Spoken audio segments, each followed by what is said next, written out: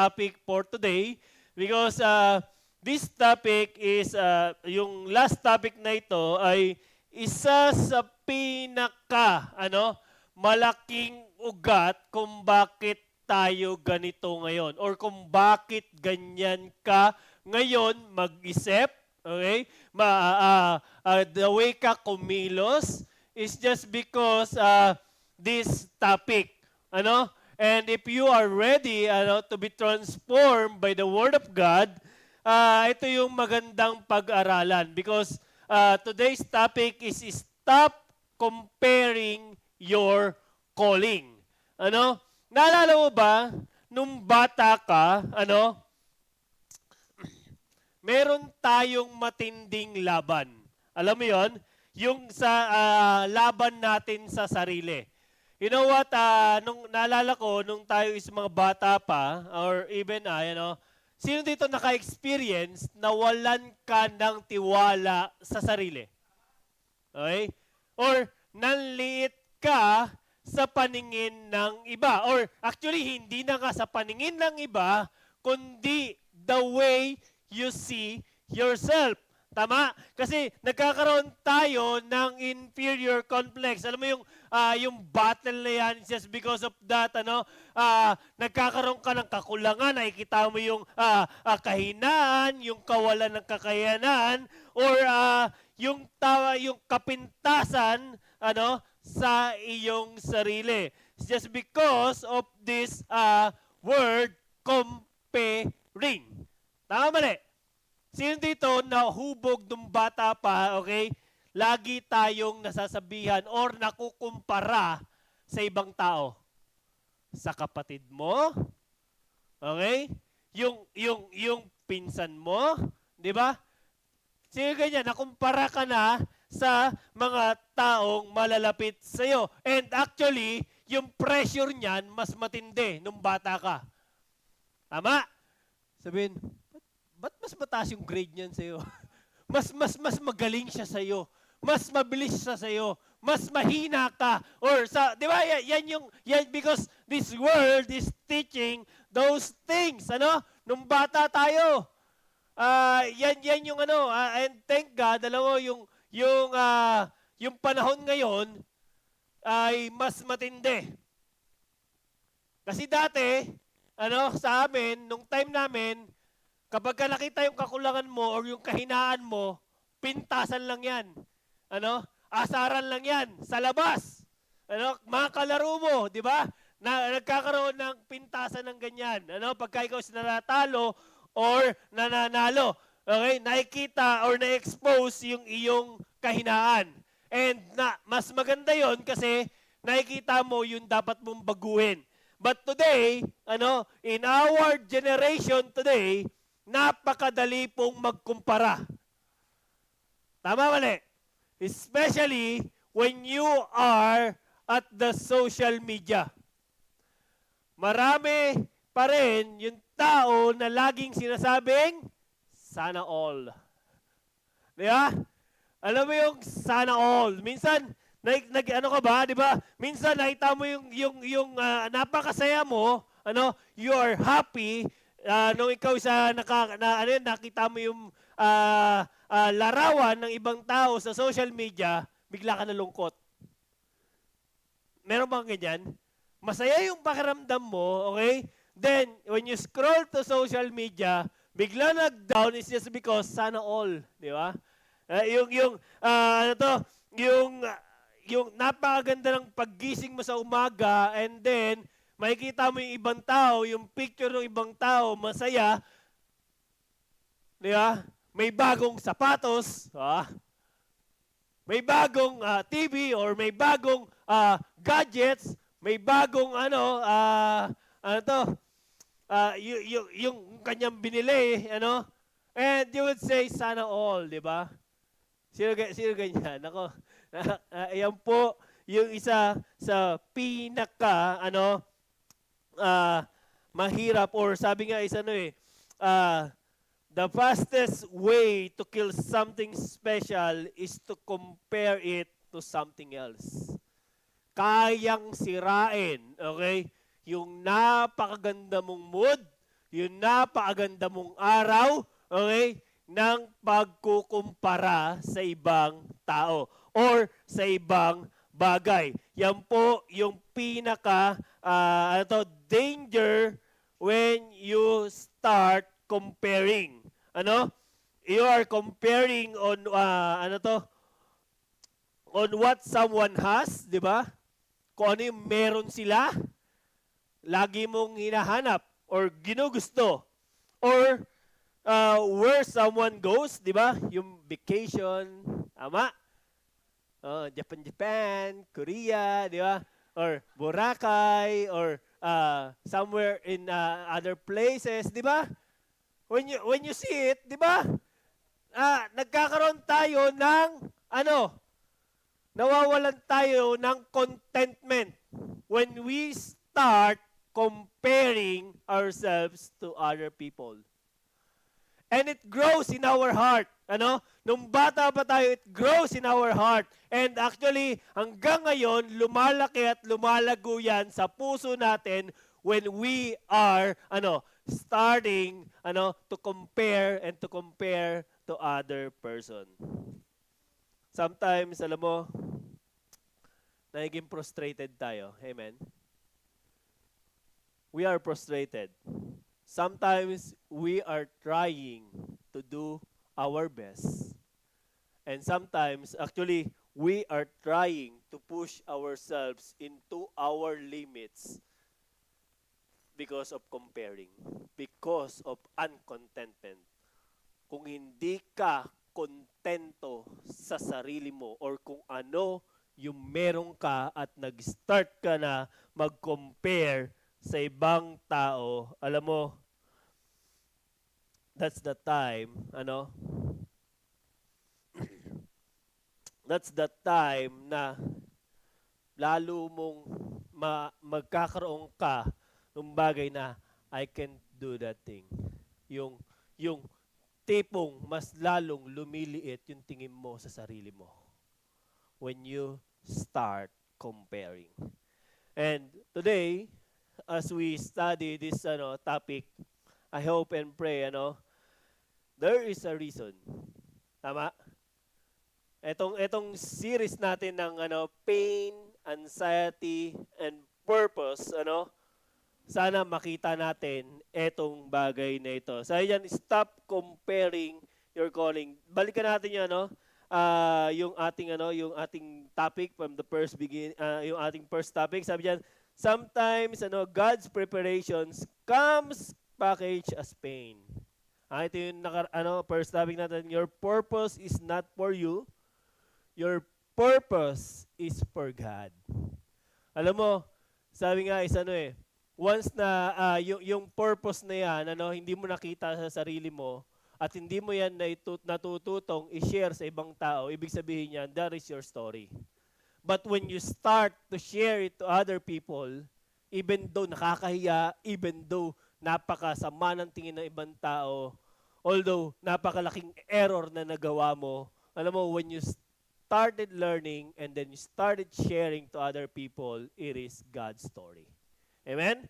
So, and then, next topic, yung pangatlong topic ay, you didn't find your purpose, you serve God's purpose. Ako, napakaganda po dito. You didn't find your purpose, you serve God's purpose. Because sometimes, alam mo, sa sarili natin, sabi nga is, when you starting to learn, and then yung learnings na yan na hindi mo na i-share sa ibang tao, nako, sabi ko sa'yo, hindi mo makikita yung purpose ng Diyos sa buhay mo. If you want to serve God's purpose, start serving God's purpose. Nako, kaya ito po yung napakaganda. Sabi nga namin lagi, as you grow in your Christian life, mas masarap na meron kang dinidisciple. Alam mo ba yun? Yung iyong natutunan dito sa preaching, sa salita ng Panginoon, alam mo, mas masarap yan kapag isinishare mo sa ibang tao. When you start serving other people. when you start discipling someone, ako makikita mo yung purpose ng Panginoon.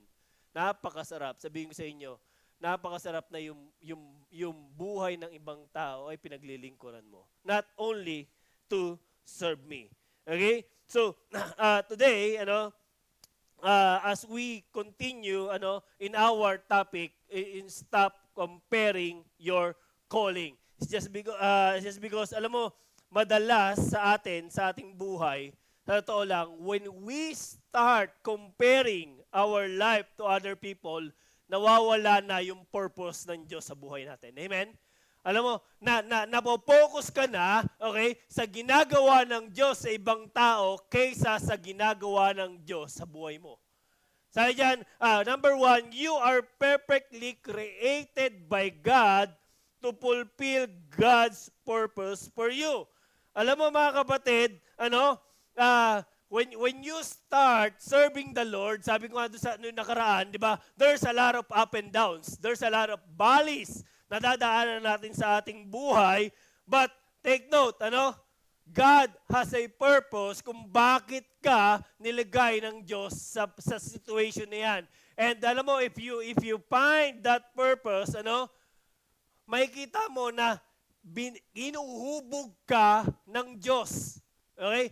Ibig sabihin yan, ginagawa kang perfect, okay? Perfect, masterpiece ng Panginoon. Sabi diyan in Ephesians chapter 2 verse 10, for we are God's masterpiece. Sabi diyan, He has created us anew in Christ, so we can do the good things He planned for us long ago. Sabi diyan, na masterpiece, Greek word is poema. Okay? It's God's poetic statement. Sabi diyan, you are God's masterpiece, a workmanship, a unique creation. Tignan mo yung palad mo. Alam mo, as you see that, walang katulad yan. Kahit tignan mo, ikumpara mo yan, yung mga lines na nasa kamay mo, ibang-iba sa katabi mo. You know what? Sabi niya, napaka-unique ka. Di ba? Wala kang katulad. And I'm thank God, alam mo, nakakatuwa, hindi tayo, kahit na yung identical twins, okay, sabi diyan, magkaiba pa rin sila kung paano sila ginawa ng Panginoon. Alam mo, ang problema sa atin, minsan, alam mo, pagka mayroong mga artwork, di ba? Sino dito nakakita ng mga artwork, di ba? Yung mga drawing, di ba? Minsan, sa mata natin, ay parang bata yung gumawa. Nakita niyo ba yan, di ba? Nakita niyo yung mga example ng mga drawings, ay parang kaya ko rin yan. Pero alam mo, sa mata ng gumawa nun, okay, yung creator of that masterpiece, ang tingin niya dyan is very perfect. Very unique. Walang katulad. Which means, kahit nagayahin yan ng ibang tao, alam mo, sa paningin, okay, ng worker, ng masterpiece na yon, that is perfect and very unique. Kahit na, okay, gayahin niya ng ibang tao, kahit na may makitang flaws yung ibang tao, alam mo, sa paningin, okay, ng creator niyan, that is perfect. Kaya, mga kapatid, ikaw, bilang create ng Diyos, even though sa mata ko, na mapanlait, or sa mata ng ibang tao, okay, na nakikita yung kamalian, kahinaan, pwede bang tabikin mo, sa mata ng Diyos, you are perfect. Because you are God's masterpiece. Kaya, alam mo, ang problema sa atin, we are so frustrated, tama? We are so frustrated sa ability ng iba, di ba? Sa kayang gawin ng ibang tao, di ba? Alam mo, you need to discover merong bagay na binigay sa iyo yung Diyos. Di ba? Po-frustrate ka, hindi ka marunong kumanta. Hindi ka magaling tumugtog. Di ba?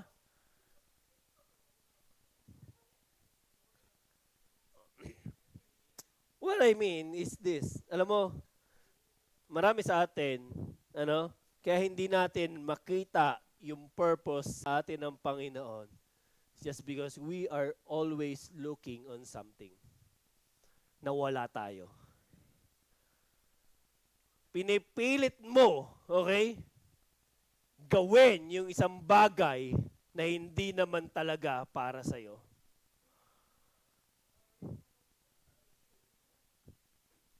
Kahit na gawin mo yung best mo, alam mo, kung hindi yan yung binigay sa'yo ng Diyos, hindi yan yung purpose mo, uh, still it's nothing. You are trying, you are wasting your time pagka hindi mo nakita yung bagay na yan. Sabi diyan, you are created for God's purpose. Alam mo, hindi aksidente na niligtas ka ng Diyos. Hindi aksidente na nakaupo ka ngayon, nakikinig ka dito. You know what? God has a purpose in your life. Alam mo, sabi ko nga, simula noon, sabi ko nga hindi ako magaling sa music. Kasi dati, music ang pagka magaling kang tumugtog, pogi ka ba? Parang kakapogi ba yan ang tingin mo sa sarili mo, diba? Napakagwapo mo na. You know what? Sabi ko nga noon, doon lang kami sa pag-aayos ng upuan. Ito. Kasi, yung chairperson, alam mo, sa totoo lang, noon sa mga PESPA, hindi kasi namin maintindihan kung paano talaga ilalagay yung upuan eh. kasi merong may posting malaki. Thank God, liit na lang ang posting natin din sa unahan. Kasi pagka nakaganyan, hindi ko nakita. Dito si Michael lang ang hindi ko kita. Pero doon, pagka nag-speak ka or nakano ka, ang daming taong hindi mo makikita eh. And pagka gumanong ka, hindi mo rin kita yung kabila. So, medyo pero alam mo, when God or when you serve on God's purpose, okay? Kahit na pag-aayos lang ng upuan. Kasi hindi naman lahat tayo can-create mag-speak, hindi lahat tayo can-create para tumugtog, 'di ba? Alam mo, baka ikaw yung inihintay or ikaw yung nilagay diyan ng Panginoon to discover, okay? Kung ano yung purpose na pinapagawa sa iyo ng Diyos. Be the master of it, and then serve the Lord wholeheartedly. And you can serve the Lord 100% if you find that purpose to God. Amen? Kahit sabihin ko sa inyo, kahit lakad ministry lang, or visitation, or pamimigay, kamay, di ba? Yung pag-greet, di ba? Kasi marami sa atin, sabihin ko sa inyo, hindi tayo magaling mag-greet, pero may iba, ngumiti lang, yeah? Na-encourage ka na. Di ba? Nakita mo pa lang yung tao, makapag-tights ka na. Exage, no? Exage. Yeah. Alam mo yung, nakita mo pa lang isang tao, you know, kung ano yung purpose na ginawa sa kanya ng Panginoon. Kaya, alam mo, serve on your purpose.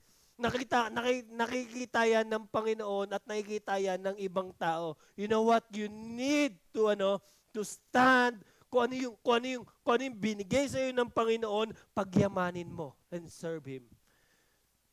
Kahit na yan is alam mo yung simpleng gawain lang na kahit na walang nakakakita at as you serve the Lord with all of your heart, sabihin ko sa inyo, yung plano ng Diyos, yung ministry ng Diyos, mararamdaman niya ng next generation or nung tao na nilagay dyan ng Diyos. Sabi niya, and then you can, so we can do the good things He plans for us.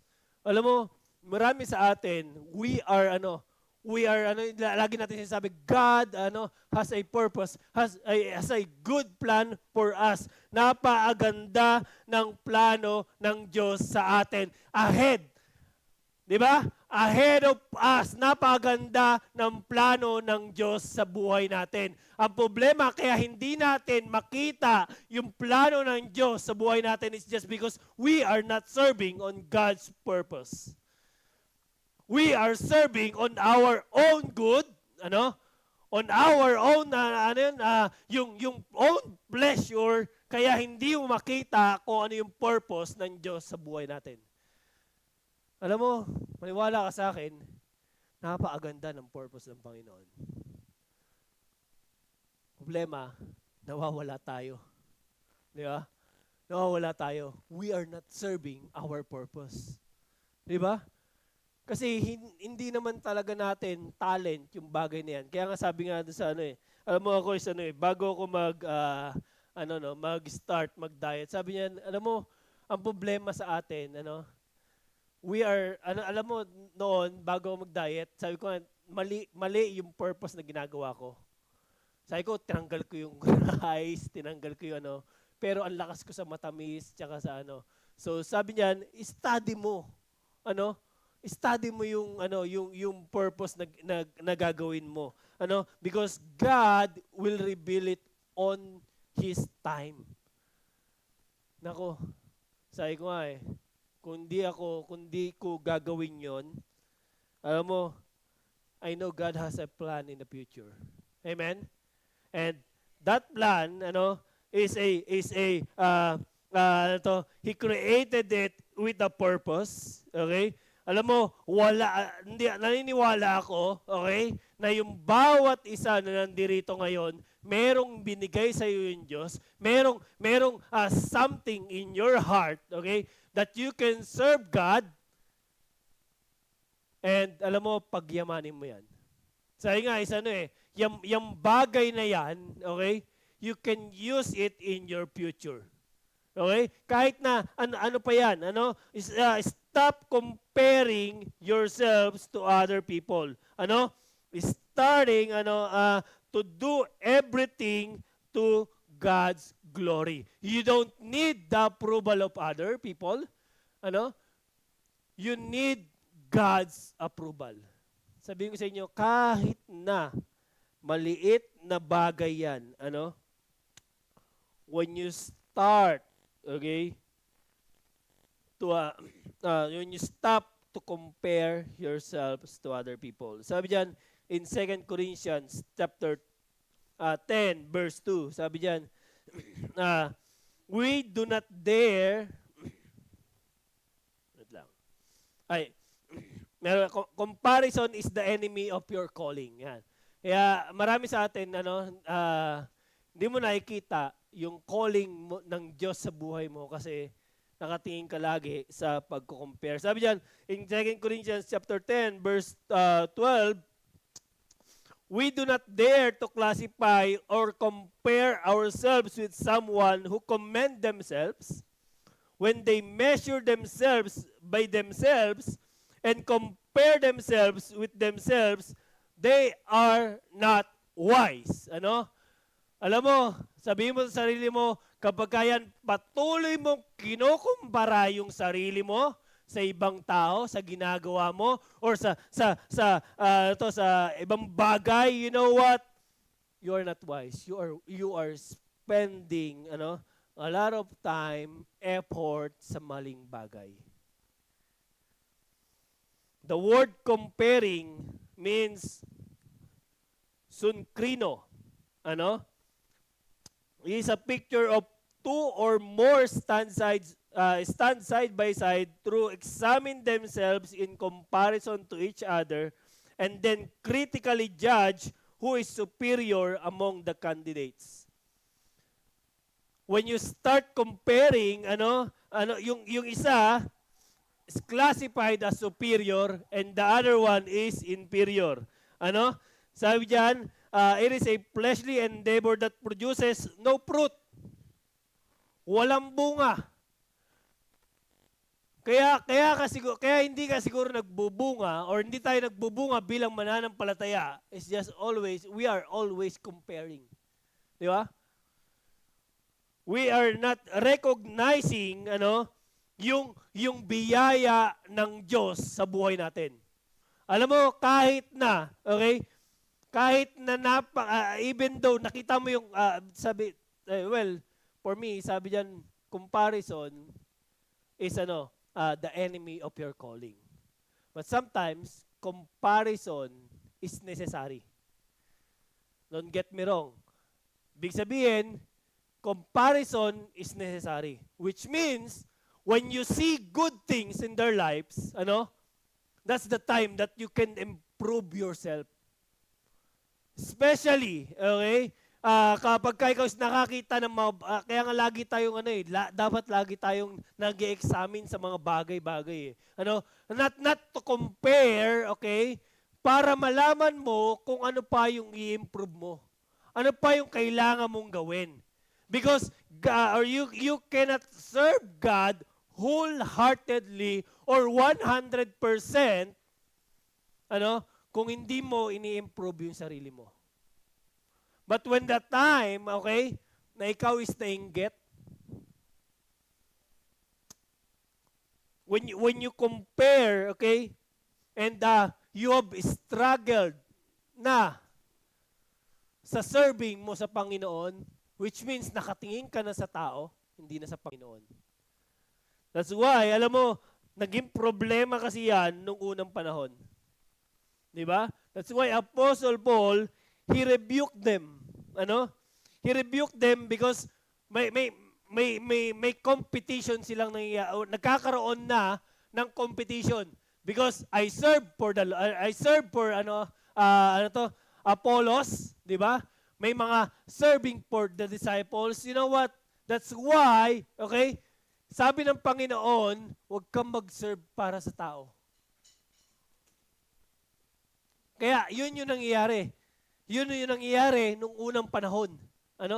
They started to comparing si pastor na ganito. Yung disciples na ganito. Di ba? Alam mo, when you start to appreciate everything na binigay sa iyo ng Panginoon, alam mo, that's the time that God can use you 100%. God can use you in your full potential. Alam mo, when we became a Christian, and sabi ko nga nung umalis si Pastor Dan noon, nagpunta siya ng US, and then we started serving in City Light. Kami lang. Alam mo, bago pa dumating yung Holy Spirit, si Pastor John, before siya pumasok, sabi ko nga is, ang hirap noon time namin to serve. Yes, because most of the people, sabi ko, nag-struggle na, nawala. But I always try to evaluate myself. Sabi ko pwede kaming pumunta sa ibang church. Di ba? Kasi yung church, may building na, may pastor na, may musician na. Di ba? Aircon pa. Uupo na lang kami. Di ba? Yung people, lalapit lang. Magsaserve na lang kami. You know what? But my heart, our heart is nagkaroon kami nagkaroon ako ng ganong comparison. And sabi ko, Lord, hindi, kung dito mo ako nilagay, Lord, use me. And reveal it to us. Di ba? We are not serving, for the pastors. So, don't serve for the pastors. Serve for the Lord. That's why, sabi dyan, it's why you need to compare yourselves to God. Always imitate Christ. Alam mo, always imitate Christ because the law of the Lord is given to us through the Bible. Okay? So we can examine ourselves.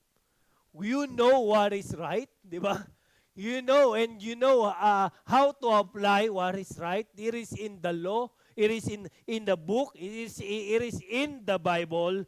Alam mo, you only need is to look at it, to study, and you can see the purpose in your life. Second, sabi diyan, you can't fulfill God's purpose when you for you when you are comparing to someone else. Alam mo, this happened to to the disciples. Alam mo yung in a book of John, makikita mo yan sa chapter 20, there is a rivalry, lagi nilang tinatanong doon, nung si Jesus Christ is nandirito sa mundong to, lagi nilang sinasabi, who is in the right hand? Panginoon, sino yung kanan mong kamay? Yeah. Sino yung kanan, sino yung kaliwa, 'di ba? Sino yung you love the most. Yan yung parang lagi nilang tinatanong kay Jesus Christ. And you know what? This happens in book of John. Nagre-reflect ito. Si John is he is always yung gusto niya laging mapalapit kay Jesus Christ, and siya lapit lagi yung sarili niya kay Jesus Christ. So in John chapter 20 verse 2 to 4, sabi diyan, so Mary came running to Simon Peter and the other disciples, the one Jesus loved, okay, and said, they have taken the Lord out of the tomb, and we don't know where they put him. So Peter and other disciples started for the tomb, but were running, and both were running, but the other disciples outran Peter and reach out tomb first. Grabe, no? Parang siguro si Peter mabagal or malaki tiyan. Hindi. Wala pa naman malaki yung tiyan. Okay? Pero alam mo, mabagal siya tumakbo.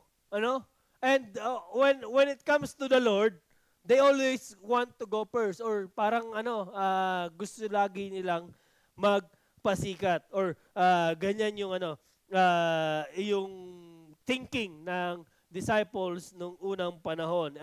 And then Simon Peter came along behind him and went straight into the tomb. Finally, the other disciples who had reached the tomb first also went inside. Imagine mo to, ha. Parang ganito. Si Peter, nalaman niya, una siyang tumakbo, pero naunahan siya. Tapos, nandun na sila sa tomb, okay? Nandiyan na sila, unang pumasok si Peter. And then, yung ibang other disciples. Parang alam mo yon, there is a comparison, there is a, something na trying to impress the Lord, okay? And then, nakalimutan nila yung kung saan sila tinawag ng Panginoon. Because ang problema, parang ang nangyari dito, na-shock silang lahat. Then pagpasok nila, wala rin naman tao. So they are intentionally parang gusto nilang sabihin, Lord, ako yung nauna. Yeah? Lord, ako yung unang mo nakita. Or they are nagpapaligsahan sila. Ayan, kung sino yung superior, kung sino yung pinaka mabilis, okay? Sino yung yung mas merong ganun mga tao no? Yung parang gusto nila sila yung laging una. Yeah? Gusto nila sila yung laging first, sila yung laging number one, And alam mo, wala namang masama sa bagay na 'yan. But this time, nagkakaroon sila ng doon pumapasok yung kasalanan. When you starting to picture out na mas mas ano ka, mas magaling ka sa ibang tao, mas okay ka sa ibang tao, mas magaling ka tumugtog or mag-serve or mas magaling kang ah, yung sa salita, ah, in speak or yung anong tawag doon, yung bola, yun, bolero, yan. Yan. Di ba? Si Brian, bolero talaga to eh. Di ba? Di ba? Ganun tayo eh. And by this time, nagkaroon sila ng ganoong mindset. And then, alam mo, si Peter, noong time naman na nandun sila sa boat, okay? Because they didn't see the Lord sa tomb, okay? And then si Peter, sabi niya una nila nakita si Jesus Christ doon sa malayo pa lang. Okay? Malayo pa lang nakita nila si Jesus Christ. And then alam mo kung sinong unang tumalon? Sa boat, okay? Sabi ni John, okay, I saw the Lord. I know that is Him, Rabbi, di ba? I know He is Jesus Christ, parang gano'n. And then, alam mo, si Peter, di ba? Siya yung unang tumalon sa tubig. But remember, Peter, siya yung takot. Siya yung takot sa tubig eh. Di ba? So, alam mo, yung kanyang yung kanilang competition, yung kanilang encounter with the Lord nawala na sa purpose nila. Nawala na yung serving their purpose. That's why, alam mo, ito yung nakita ni Jesus Christ si Peter. Sabi niya yan, Peter turned around and saw behind them the disciples Jesus loved. Grabe to, no? Si John po nag-ano ito. That's why it is in the book of John. Ang sabi niya kay Peter, what? Jesus love. Which means, in his eyes, siya yung mahal ni Lord. And then, Peter asked Jesus, what about him, Lord? Parang, still, Peter has a something na, what about him, Lord? Sabi niyan, you told me to feed my sheep, but what does he get to, or what is his assignment? Di ba? Tignan mo dyan. Sabi dyan, Jesus replied, if I want him to remain alive until I return, what is that to you? As for you, follow me. Kasi, ano ba yung binigay na utos kay Peter? Sabi doon ng Panginoon, Peter, do you love me? Di ba? 3 beses. Yes, I love you, Lord. Di ba?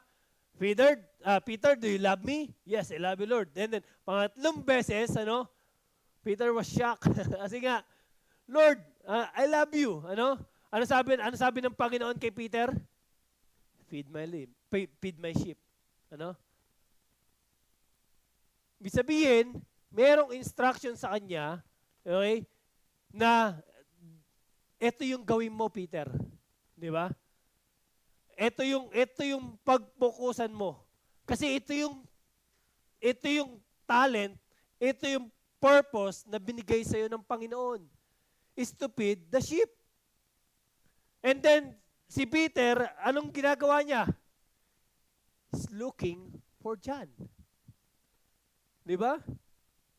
And sabi ng Panginoon, if I want him to remain alive until I return, what is that to you? As for you, follow me. Alam mo, mga kapatid, as we looking, sa someone to someone, as you comparing yourself to someone, you cannot be faithful. you cannot be faithful to the Lord. As you continue to compare, yung sarili mo sa ibang tao, yung talent na meron siya,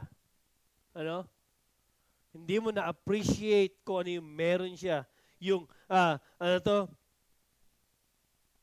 we will never be able to follow Christ wholeheartedly. If we compare ourselves, to other people, you cannot serve God. If you are looking, for the people, for their talent, kung ano yung meron sila, hindi ka makakapaglingkod sa Panginoon.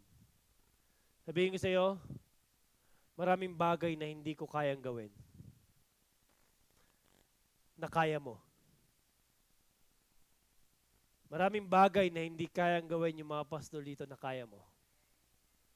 Maraming bagay na hindi kayang gawin yung musician na kaya mo.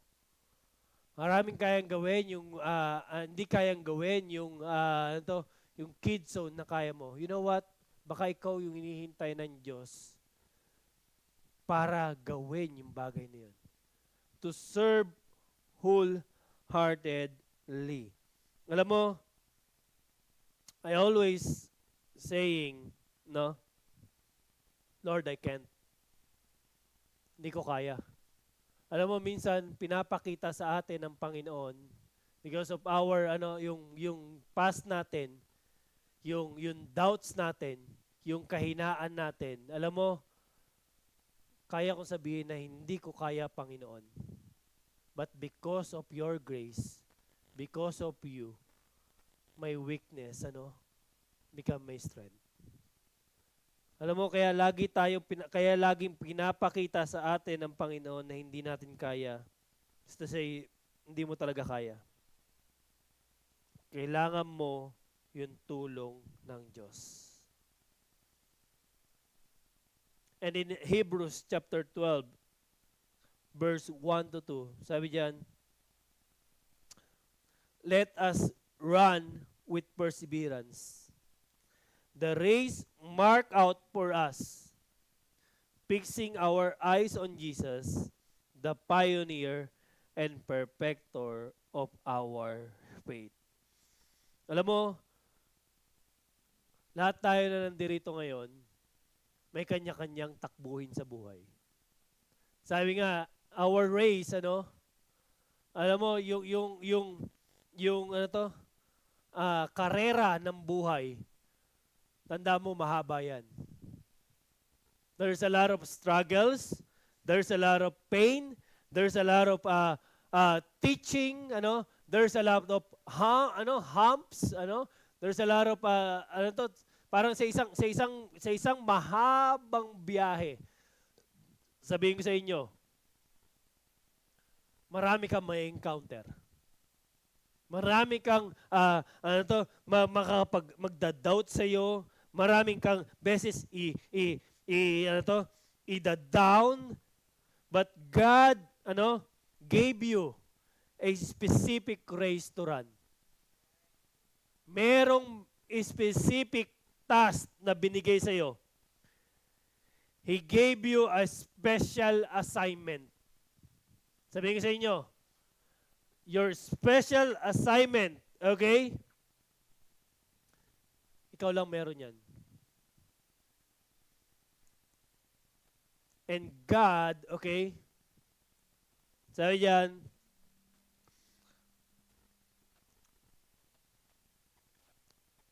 sees it. Mga kapatid, fix our eyes onto Jesus.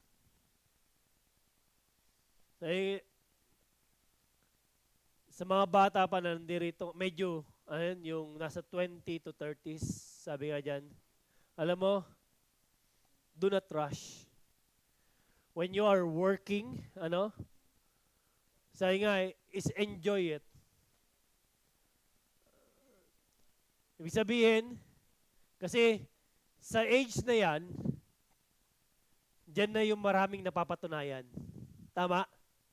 Sa age na 20 to 30s, diyan na nagsisimula i-build yung kanilang purpose. Ibig sabihin, sa career, di ba? Sa pag-aasawa, yung married life, yung, starting yung, actually, marami yung doubts, di ba? Andyan yan eh. Andyan yung pinaka-battle.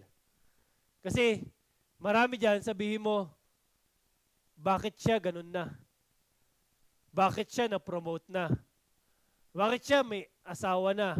Bakit siya may anak na? Okay, di ba? That's the time that it will build.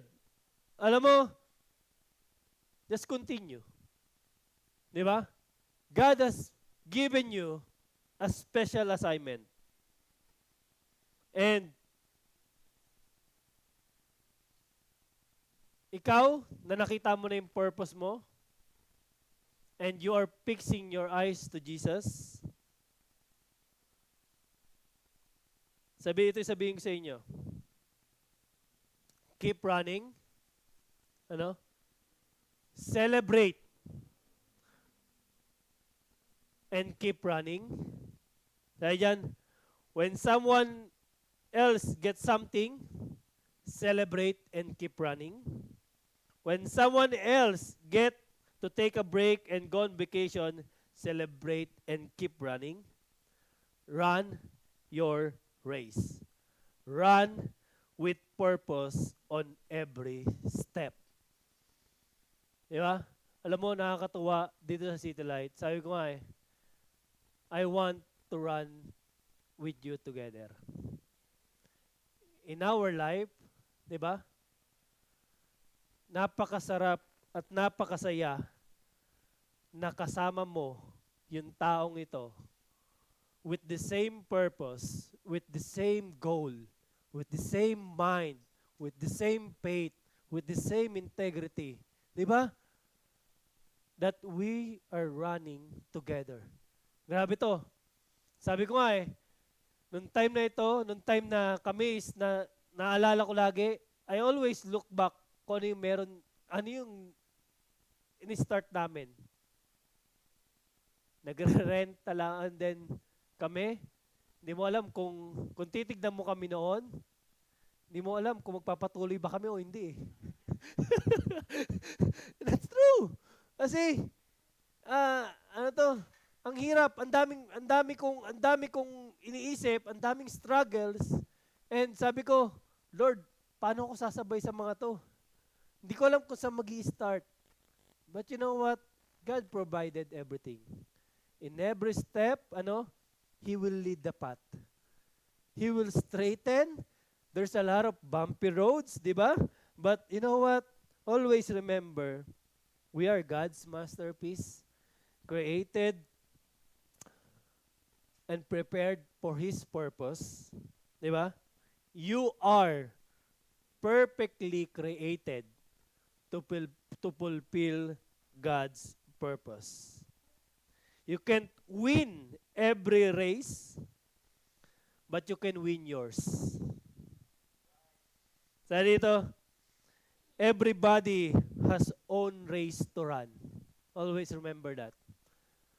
Everybody has own race to run. Fix your eyes to Jesus. Focus on Jesus. Keep on running.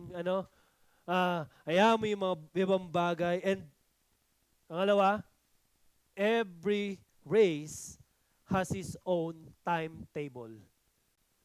Has its own timetable. Alam mo, meron tayong kanya-kanyang timeline. Kung siya, mabilis niya nakuha yung bagay na yon, mabilis siya nag-succeed sa bagay na yon, at nag-fail ka sa bagay na yon, alam mo, take time to learn. Slow down. Sa pacing ng karera, hindi ka puro sprint. Di ba? May pickleball minsan. Yata si Jason. Di ba? God has his own timetable. Everybody will give an account of their own race. Mga kapatid, binigay sa ating purpose ng Panginoon, yung race na binigay sa atin ng Panginoon, we are accountable for it. Alam mo, kaya ayoko marinig sana someday, sayang yung ginawa sa akin ng Panginoon, sayang yung opportunity, sayang hindi ko nagawa itong bagay na ito. You know what? God can use you mightily. Because in the end, hindi sasabihin sa atin ng Panginoon, well done, my important servant. Hindi yun. Ang sasabihin sa atin ng Panginoon, well done, my good and faithful servant. Di ba? Yan yung magandang marinig sa atin ng Panginoon. Success is not something you have. Becoming faithful to God, will bring you success to God. Amen? Can we pray?